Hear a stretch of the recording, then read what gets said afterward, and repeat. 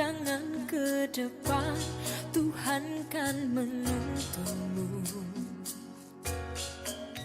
Sadarilah masa berganti, tantangan kan kita hadapi, bergandeng tangan untuk negeri, era kita menanti berseri. Kita belajar Pancasila, kita bernafas dalam sila-silanya. Kita belajar Pancasila, ayo kita jaga untuk Indonesia. Bersatu dalam perbedaan, berpegang tangan dan berlari. Singkirkan egomu, oh kawan, demi negeri ini. Jadilah generasi emas, cerdas berkarakter, itu kita. Berjuang dan harus berani, kita terus torehkan prestasi.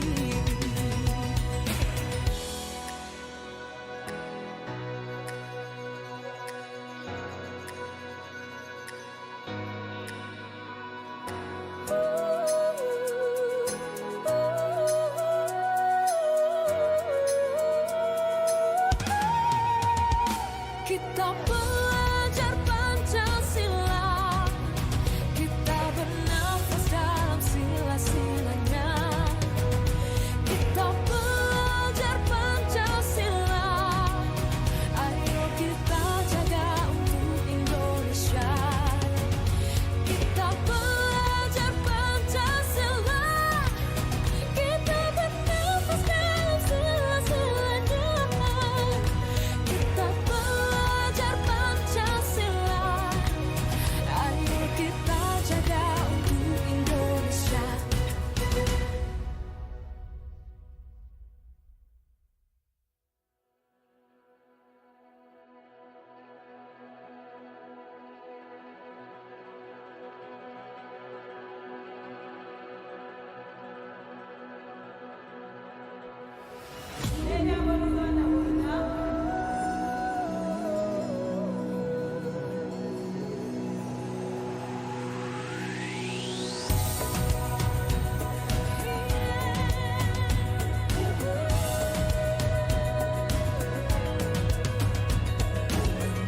Bukalah matamu, saatnya meraih mimpimu.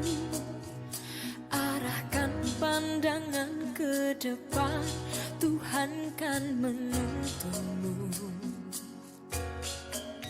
Sadarilah masa berganti, tantangan kan kita hadapi, bergandeng tangan untuk negeri, era kita menanti berseri. Kita belajar Pancasila, kita bernafas dalam sila-silanya. Kita belajar Pancasila, ayo kita jaga untuk Indonesia. Bersatu dalam perbedaan, berpegang tangan dan berlari. Singkirkan egomu, oh kawan. Selamat siang Ibu Lydia. Selamat siang Ibu Agres. Ya, mohon waktunya sebentar Bu. Perkenalkan, nama saya Agres Meiko, CGP Angkatan 10 dari SMP Negeri 2 Amanuban Barat.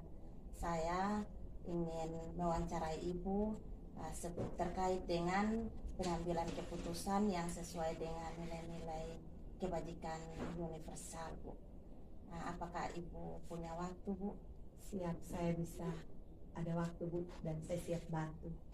Baik Bu, nanti saya akan mewawancarai Ibu menggunakan panduan-panduan pertanyaan-pertanyaan terkait dengan pengambilan keputusan yang memiliki nilai-nilai kebajikan universal, Bu. Bisa kita mulai, Bu? Ya, bisa Ibu. Ya. Baik, Bu. Pertanyaan pertama, Bu. Selama ini bagaimana Ibu dapat mengidentifikasi kasus-kasus yang merupakan dilema etika atau bujukan moral, Bu? Baik Ibu, selama ini cara saya untuk mengidentifikasi kasus-kasus mana yang masuk bujukan moral, mana yang masuk dilema etika itu, yang pertama kasus yang untuk khusus dilema etika, kalau kasus itu dia melanggar hukum, berarti saya sudah dengan sendirinya, oh ini pasti sudah bukan dilema etika karena benar lawan salah. Tapi kalau ini kasus itu masuk dilema dia sudah masuk bujukan moral, tapi kalau dia masuk dilema etika itu berarti dia harus benar lawan benar. Hal yang benar terus kita mau putuskan susah karena memang itu hal yang benar dan semuanya menyangkut dengan masa depan, kayak contohnya masa depan murid, seperti itu, Bu. Ya, luar biasa, Bu, cara Ibu mengidentifikasi kasus-kasus. Baik, saya lanjut ke nomor 2 ya, Bu. Selama ini bagaimana Ibu menjalankan pengambilan keputusan di sekolah Ibu, terutama untuk kasus-kasus di mana ada dua kepentingan yang sama-sama benar atau sama-sama mengandung nilai kebajikan? Baik Ibu, untuk saya bisa mengambil keputusan terutama di sekolah untuk kasus-kasus yang ada dua kepentingan yang sama-sama benar dan sama-sama mengandung nilai kebajikan. Yang pertama pasti kita harus mempertimbangkan segala sesuatu. Jika kasus setelah kita telusuri tadi cara identifikasi, kita telusuri, oh kasus ini memang benar-benar dilema etika dan benar-benar dia mengandung dua kepentingan yang sama benar, berarti keputusannya harus benar-benar kita pertimbangkan dan keputusan yang kita ambil itu harus memang benar-benar bijak, tidak merugikan satu dengan yang lain, tapi semuanya sama-sama merasakan hal yang dari hasil keputusan itu tidak saling merugikan, tapi semua sama-sama merasakan apa yang dibutuhkan. Seperti itu. Ya, baik, Bu. Saya lanjut lagi ke nomor ketiga ya, Bu. Langkah-langkah atau prosedur seperti apa yang biasa Ibu lakukan selama ini? Baik Bu, sejauh ini langkah-langkah yang saya gunakan itu seperti tadi di pertama itu saya identifikasi dulu kasusnya, lalu saya masukkan apakah kasusnya ini masuk paradigma dilema etika atau bujukan moral dan sebagainya. Terus yang ketiga saya memilih yang kedua prinsipnya apakah kasus ini prinsip-prinsipnya ini mengandung 3 prinsip pengambilan keputusan. Terus yang terakhir itu 9 pengambilan keputusan. Contohnya harus melakukan ini uji ilegal, terus uji legal, yang berikut lagi ada uji publik dan seterusnya saya gunakan untuk sementara di sekolah saya, Bu. Ya, Bu, luar biasa, Bu, prosedur langkah-langkah yang Ibu gunakan. Baik, Bu, kita lanjut ke pertanyaan berikut ya, Bu. Hal-hal apa saja yang selama ini Ibu anggap efektif dalam pengambilan keputusan pada kasus-kasus dilema etika? Hal-hal yang saya anggap efektif dalam pengambilan keputusan kasus-kasus dilema etika itu, Bu, yang pertama itu jika kasusnya setelah kita identifikasi, lalu kasusnya kita tahu bahwa oh contohnya kasus murid yang tidak disiplin, tapi tidak disiplinnya mengakibatkan banyak mata pelajaran yang dia tidak ikuti, banyak nilai yang dia tidak dapatkan. Lalu bagaimana kita bisa untuk anak ini agar tidak keluar dari sekolah atau tidak dikembalikan, tapi bagaimana dia tetap bersekolah. Nah, kasus ini saya coba mengambil dengan ini kasus dilema etika, bahwa bagaimana mengambil keputusan supaya anak ini bisa tetap bersekolah. Harus melawan beberapa orang untuk menjelaskan apa hak dari anak ini. Terus teman-teman yang lain juga harus dijelaskan bahwa mereka juga harus tahu bahwa anak ini memiliki masa depan. Memang setiap keputusan yang kita ambil khususnya sebagai pemimpin ada pro dan ada kontra.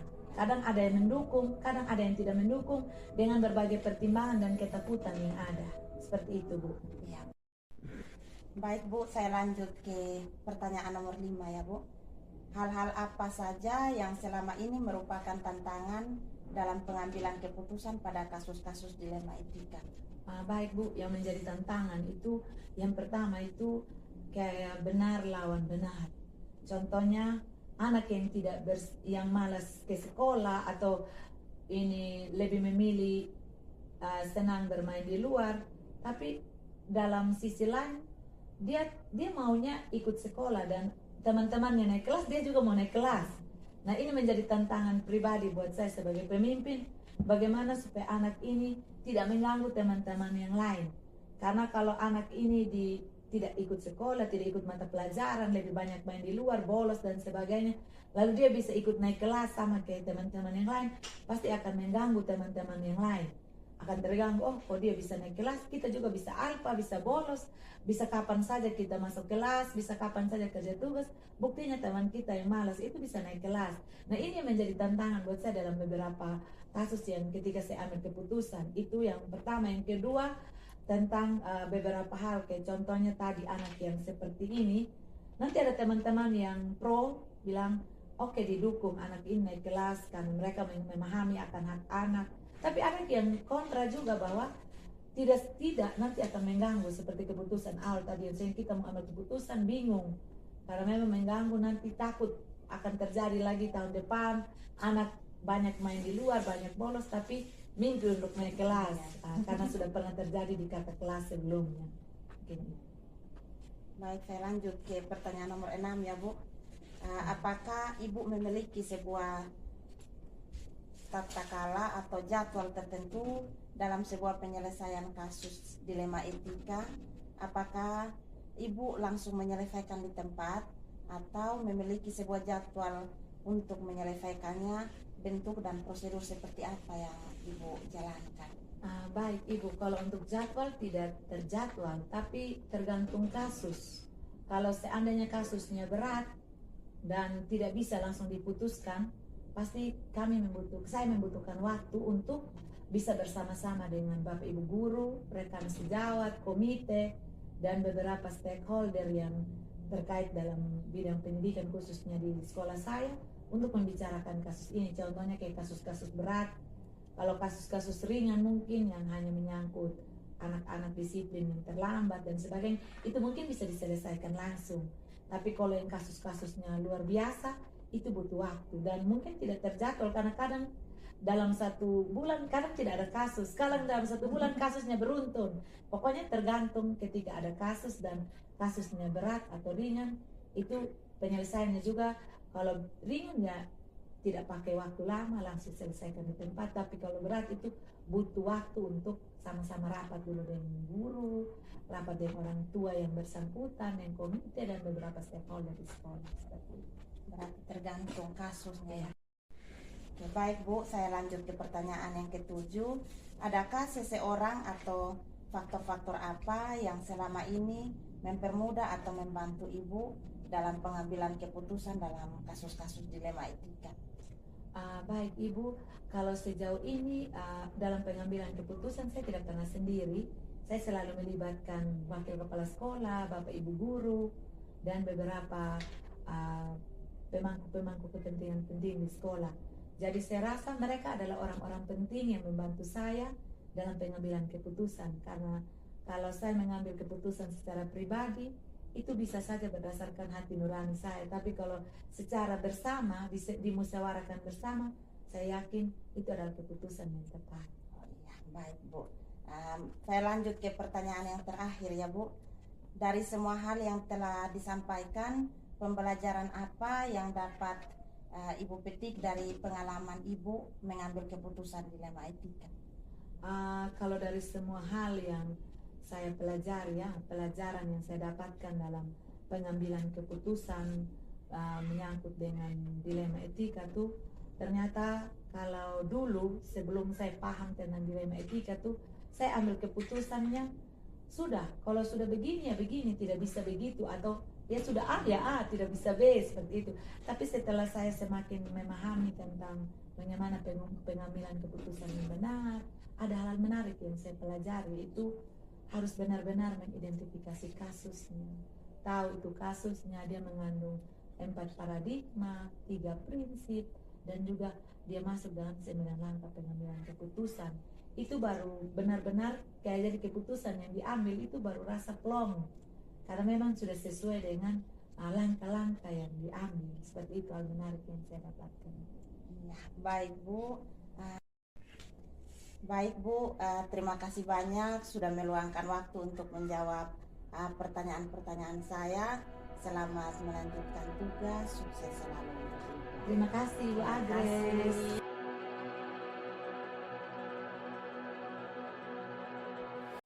Selamat siang. Mohon waktunya Ibu untuk saya akan mengerjakan tugas saya, tugas calon guru penggerak. Saya sebagai calon guru penggerak angkatan 10, saya akan memberikan beberapa pertanyaan yang terkait dengan kasus dilema etika. Baik Bu, bisa kita mulai? Silakan. Saya mulai dengan pertanyaan pertama Ibu. Selama ini bagaimana Ibu dapat mengidentifikasi kasus-kasus yang merupakan dilema etika atau bujukan moral? Baik, terima kasih Ibu. Selama ini yang saat saya mengidentifikasi kasus-kasus yang dilema etika, yaitu berkoordinasi dengan guru untuk melihat kasus tersebut, siapa saja yang terlibat, dengan melihat kebenaran yang ada untuk dilakukan pengujian kebenarannya, lalu bermusyawarah atau memusyawarahkannya untuk mengambil keputusan sesuai dengan peraturan yang berlaku yang sudah disepakati bersama. Berarti selama ini bagaimana Ibu menjalankan pengambilan keputusan di sekolah Ibu, terutama untuk kasus-kasus di mana ada dua kepentingan yang sama-sama benar atau sama-sama mengandung nilai kebajikan? Baik, memang menjadi dilema bagi seorang pimpinan untuk mengambil keputusan dari permasalahan yang ada atau yang sama-sama benar, tetapi saya tetap berpegang teguh pada peraturan yang sudah disepakati bersama, tetapi juga melihat nilai-nilai kebaikan dan bermanfaat bagi banyak orang, dan juga ada di sini memiliki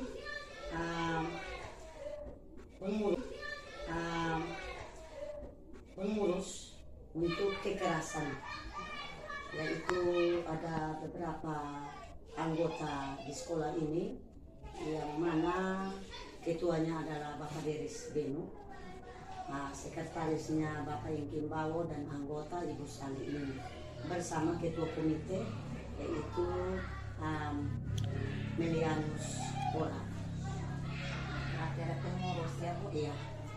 Itu di-SK-kan melalui kepala sekolah untuk membantu kepala sekolah di dalam menangani kasus tersebut. Saya lanjut ke pertanyaan berikut Ibu. Langkah-langkah atau prosedur seperti apa yang biasa Ibu lakukan selama ini? Yang saya lakukan seperti tadi, membentuk panitia untuk menangani kasus itu, dan juga sebelum mengambil suatu keputusan dari suatu permasalahan yang ada, dengan mencari fakta atau data, pemanggilan yang bersangkutan dengan berkoordinasi dengan badan pengurus yang ada. Hal-hal apa saja yang selama ini Ibu anggap efektif dalam pengambilan keputusan pada kasus-kasus dilema etika? Hal-hal yang positif yaitu selalu saja kami menempatkan keadilan dan tidak mengulangi atau membahas kasus yang sudah terjadi, tetapi langsung dengan memanggil yang bermasalah, yang sama-sama benar, dan mendamaikan dengan tidak membongkar masalah atau menyebutkan kembali apa yang menjadi pokok permasalahan. Mengapa? Karena akan membangkitkan rasa sakit dan mengulas masalah itu. Artinya kita tidak menyelesaikan kasus, dan pembuat masalah itu dia tidak akan menyadari bahwa sebenarnya dia itu ada salah. Jadi kita benar-benar menempatkan kedua orang itu sehingga masing-masing tidak dirugikan, sehingga bisa terciptanya sebuah kondisi yang rasa damai dan puas. Puas itu apa? Kita sebagai pemimpin kita tidak bisa mengambil keputusan dengan menyudutkan salah satu, tapi kita harus menimbang benar-benar bahwa di dalam mengambil sebuah atau menyelesaikan sebuah kasus, kita benar-benar memang ada sih dari letak titik lemahnya ada, tapi kelemahannya itu kita tidak munculkan. Hanya dengan strategi bagaimana kita memutuskan bahwa ini pertama dan terakhir, dengan membuat sebuah pernyataan, menandatangani pernyataan di atas materai 10.000. Itu yang namanya coaching pribadi 4 mata. Jadi dia menandatangani coaching yang sudah saya buat. Coaching artinya kita membina secara pribadi. Terus di sini yang namanya dulu sebelum hukum itu namanya buku kontrol. Setiap ada kasus guru atau siswa itu dipanggil di ruang kepala sekolah dan tidak terbuka di banyak forum, tetapi dipanggil untuk bagaimana antara kepala sekolah dan yang memiliki kasus itu bisa sama-sama kita membuka hati sehingga bisa merubah orang. Hati tidak memakai otak. Kalau kita pakai otak artinya kita memfonisnya, tapi kalau kita memakai hati artinya itu adalah seorang pimpinan yang bersedia menjaga apa saja walaupun itu adalah kasus yang luar biasa, tapi itu kita jalankan daripada 4 mata saja. Mungkin ini yang dapat saya sampaikan. Luar biasa Ibu, langkah-langkah yang mantap sekali. Baik Bu, saya lanjut ke yang berikut. Sahabat saya kesenangan itu. Ada hal-hal apa saja yang selama ini Ibu anggap efektif dalam pengambilan keputusan pada kasus-kasus itu? Ya, yang menjadi yang dianggap efektif yaitu coaching pada efektif itu adalah dengan cara menempuh itu saja. Coaching. Begitu Ibu, mungkin ada tantangan dalam pengambilan keputusan. Tantangannya memang berat. Terkadang ya merontak, pro kontra, ada muka asam, ada tiba-tiba menyendiri, tidak bergabung. Tetapi usaha saya itu di sini saya selalu yang paling efektif itu saya tidak pernah membiarkan di tempat ini untuk negatif thinking, berpikir negatif thinking. Itu saya palang memang dari awal saya menjadi kepala sekolah. Tidak boleh ada provokator, dan provokator ini yang biasa membuat pihak ketiga ini dia akan masuk. Saya sudah menghentikan itu efektif dengan penegasan. Yang pertama, dilarang berkumpul dan membahas hal-hal yang negatif maupun positif. Yang kedua, semua orang memiliki kelemahan dan kelebihan.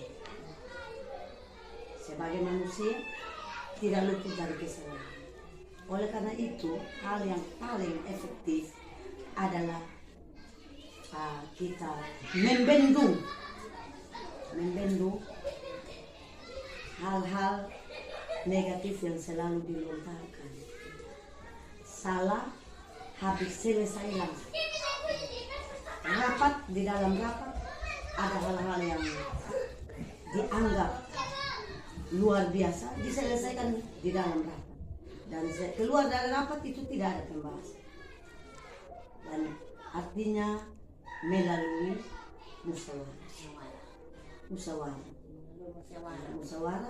Dan kalau musyawarah dan tidak efektif dan dia masih tetap, maka coaching berjalan. Dan kadang saya suruh istirahat dulu di rumah sampai kapan saya panggil baru boleh masuk. Tapi sekian lama tidak pernah ada, karena semua mengikuti kesepakatan. Kami buat kesepakatan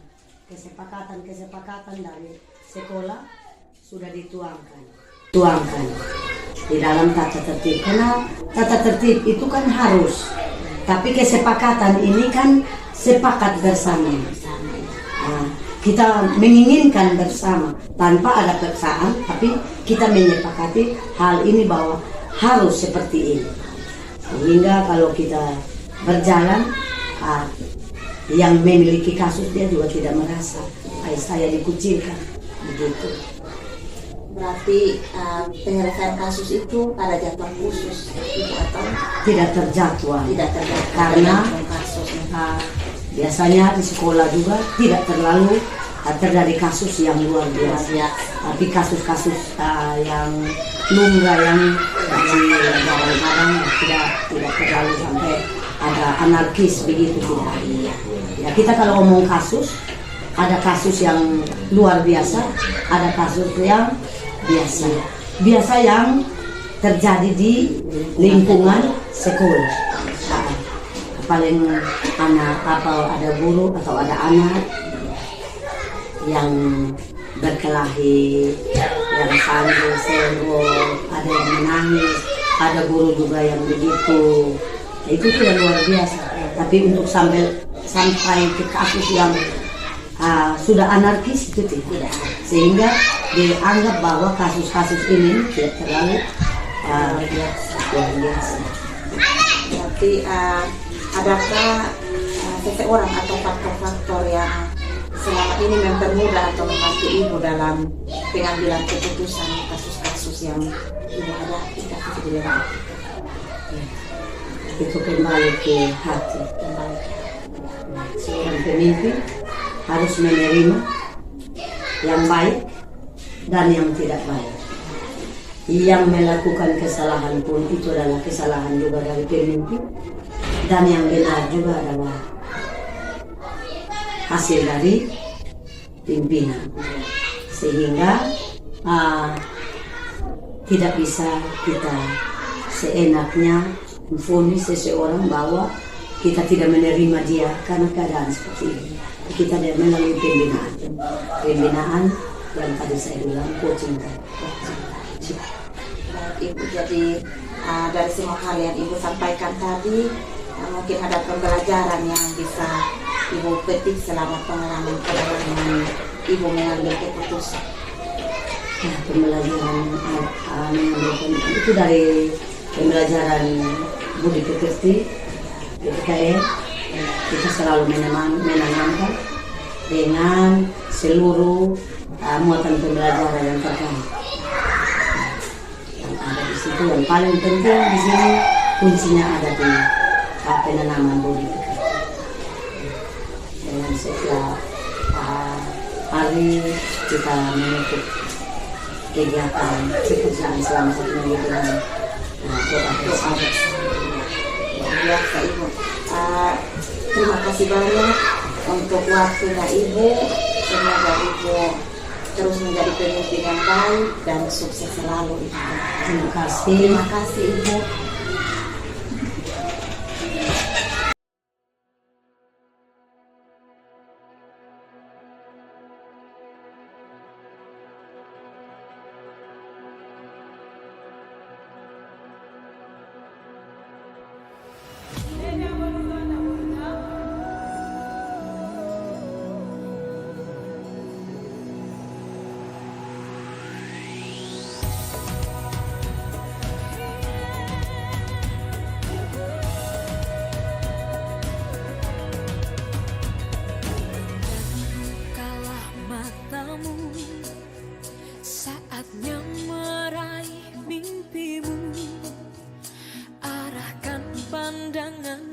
depan, Tuhan kan menuntunmu. Sadarilah masa berganti, tantangan kan kita hadapi, bergandeng tangan untuk negeri, era kita menanti berseri. Kita belajar Pancasila, kita bernafas dalam sila-silanya. Kita belajar Pancasila, ayo kita jaga untuk Indonesia. Bersatu dalam perbedaan, berpegang tangan dan berlari. Singkirkan egomu, oh kawan, demi negeri ini. Jadilah generasi emas, cerdas berkarakter, itu kita. Berjuang dan harus berani, kita terus torehkan prestasi.